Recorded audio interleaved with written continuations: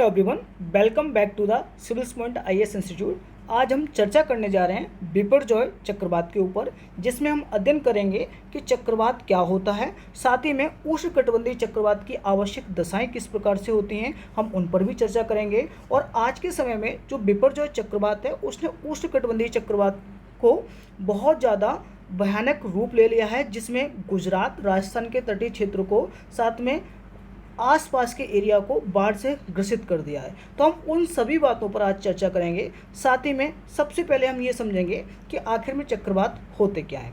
तो चक्रवात क्या है कि ये निम्न वायुदाब के केंद्र होते हैं। सबसे पहले तो ये समझिए, यानी इनके जो सेंटर में होगा वो लो प्रेशर होगा, ठीक है, ये ध्यान दीजिए।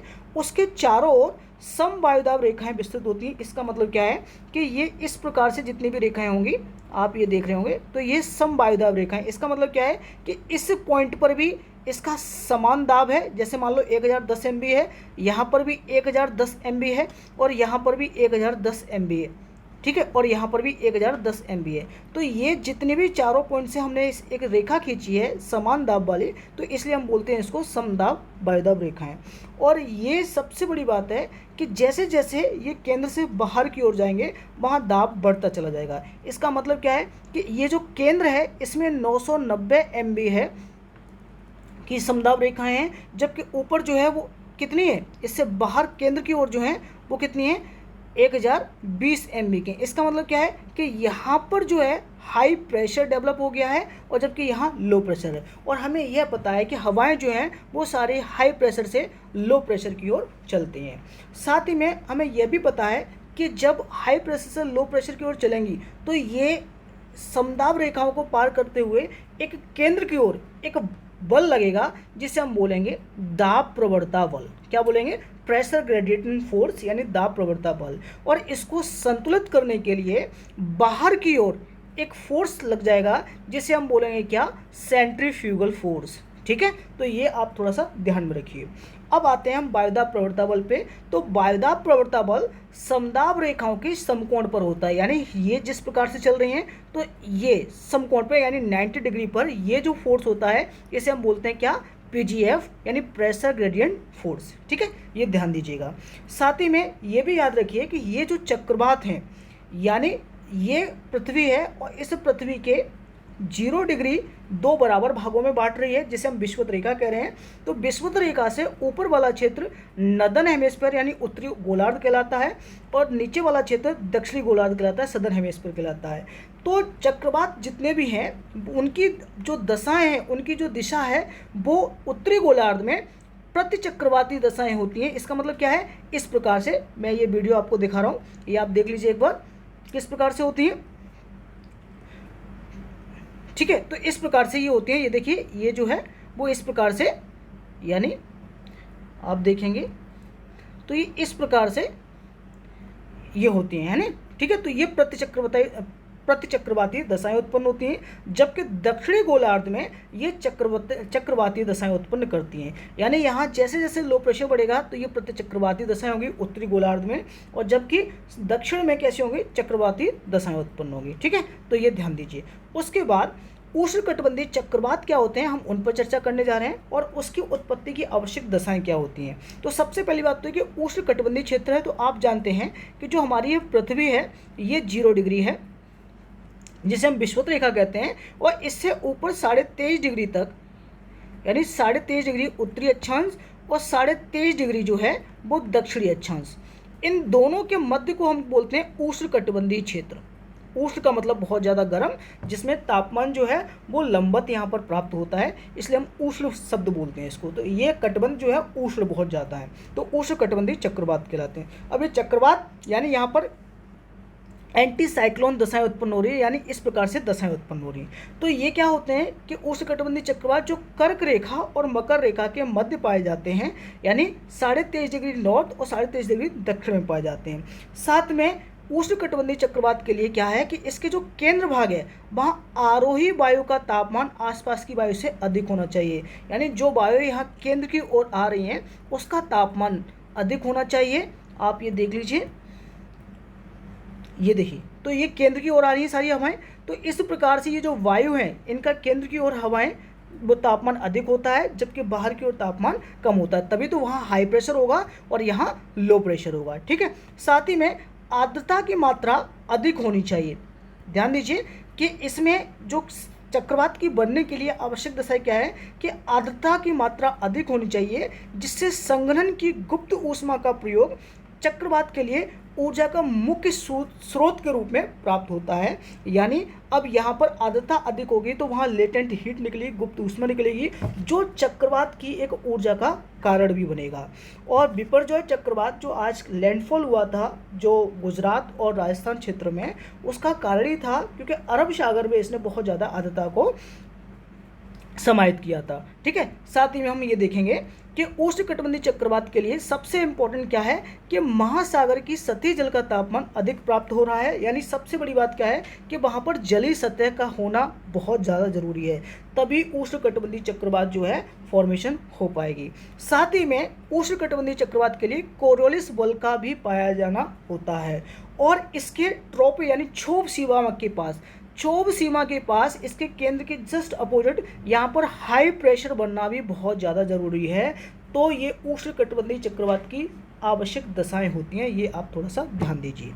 ठीक है, साथ ही में अब थोड़ा सा हम बिपरजॉय चक्रवात के बारे में जान लेते हैं। तो ये जो IMD है, इंडियन मेट्रोलॉजिकल डिपार्टमेंट जो है, यानी जो मौसम विभाग है, उसने ये ग्राफ दिखाया। तो देखिए आप, ये कहाँ उत्पत्ति हुई थी? अरब सागर में।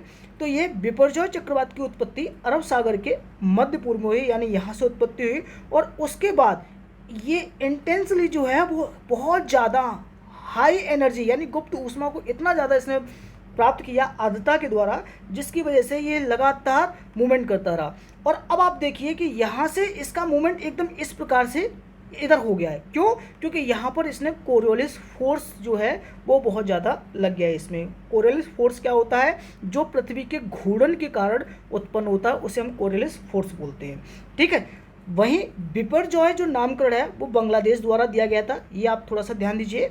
और सबसे बड़ी बात है कि इसको गंभीर चक्रवात के रूप में वर्गीकृत किया गया है। क्यों? क्योंकि इसकी गति जो है 125 किलोमीटर से 145 किलोमीटर तक दर्ज की गई है। हाल ही में एक साइंस एडवांस ने एक हाल ही में अध्ययन किया और उन्होंने बताया कि 2050 तक उष्णकटिबंधीय चक्रवातों की घटना जो है 2 गुना बढ़ जाएगी।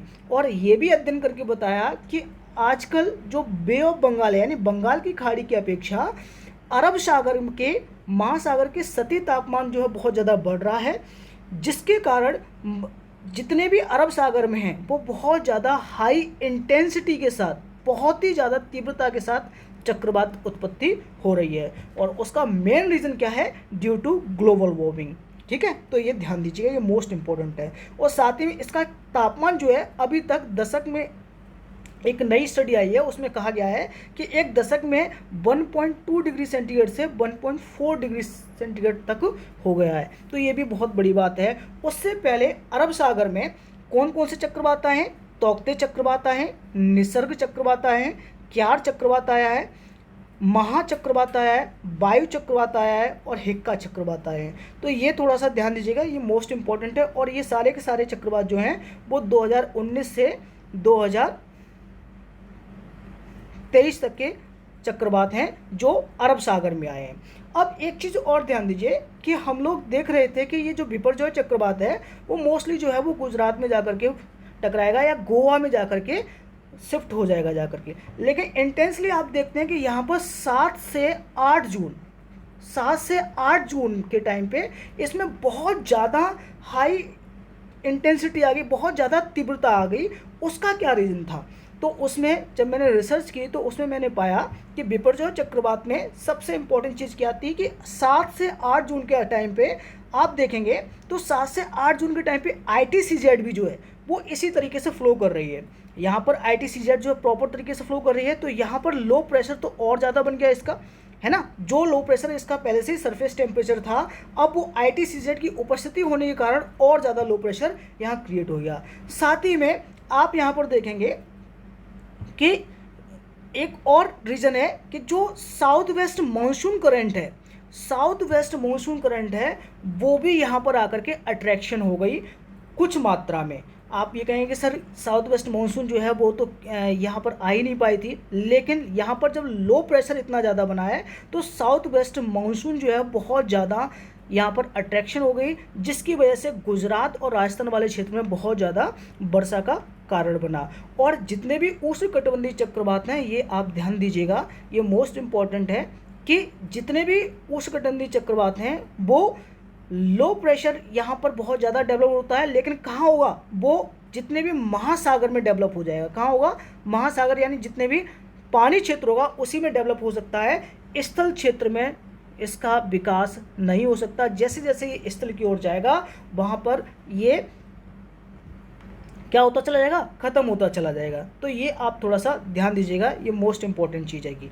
और साथ ही में यहाँ पर एक और आती है, अगर हम थोड़ा सा ऑप्शनल की बात करें तो यहाँ पर एक एडिस इफेक्ट और हमें दिखाई देता है। एडिस इफेक्ट यानी भंवर जैसा रूप और दिखाई देता है, जिसकी वजह से लो प्रेशर और ज़्यादा क्रिएट हो जाता है। और इसी की वजह से आप देखेंगे कि इस क्षेत्र में बहुत तेज़ी से एकदम से सीवियर साइक्लोन की हमने यहाँ पर उत्पादित थी और बहुत तेज़ी से गति उत्पन्न हो गई थी। उसका मेन 3 यही कारण थे। पहला, ITCZ का विद्यमान होना, दूसरा साउथ वेस्ट मॉनसून करंट जो है उसका पाया जाना, और तीसरा एडीज इफेक्ट। ठीक है, ये भी ध्यान देना। और इसकी वजह से आप देख रहे हैं कि जो 8-9 जून जो मॉनसून था वो हमारा इसकी वजह डिले हो गया, और वो मॉनसून वो हमारा वो थोड़ा सा डिले हो गया, 7 से 8 दिन डिले हो गया। उसका मेन कारण यही था। ठीक है, तो यही बिपरजॉय चक्रवात था, आप इस पर ध्यान दीजिए।